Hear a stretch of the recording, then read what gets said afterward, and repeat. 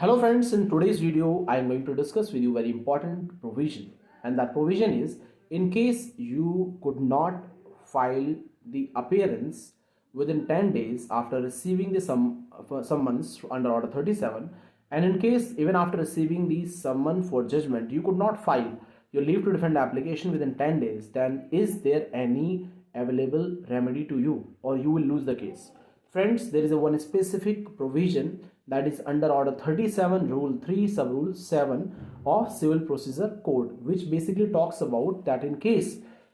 you could not file the leave to defend application or appearance within 10 days after receiving the summons under order 37, so in that case also you can file the same under this provision order 37 rules 3 sub rule 7 of CPC, showing the sufficient cause to the concerned court that was the reason that you could not file the appearance or leave to defend application within time period. So friends, this provision you need to keep in mind always, because sometimes it happens that despite being vigilant you could not file the appearance or leave to defend application within 10 days, and sometimes it is also because the party approaches you late, generally do not know the consequence of non-filing of appearance and not filing the leave to defend application. So in that case you can give the sufficient cause,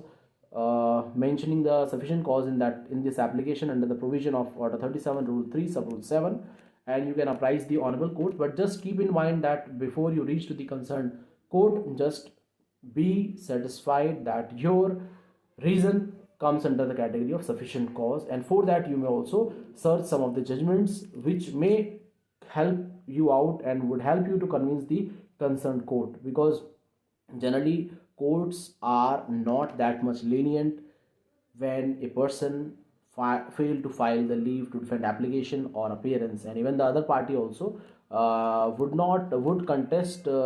this matter to its